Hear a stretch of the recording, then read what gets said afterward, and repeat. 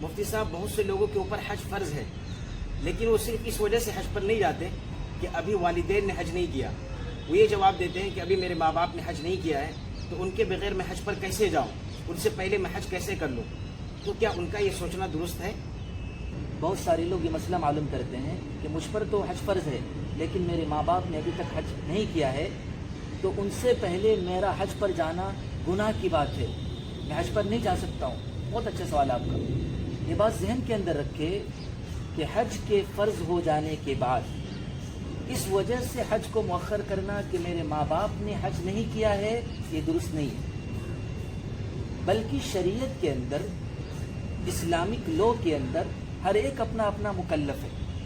اگر ماں باپ پر حج فرض نہیں ہے کوئی بات نہیں، وہ حج پر نہیں گئے کوئی بات نہیں، کوئی گناہ کی بات نہیں. لیکن آپ پر حج فرض ہے تو آپ کے لیے حج پر جانا لازم اور ضروری ہے. یہ سوچ رکھنا کہ جب تک میں ماں باپ کو حج پر نہ بھیج دوں اس وقت تک میں حج پر نہیں جا سکتا، یہ غلط بات ہے، غلط سوچ ہے.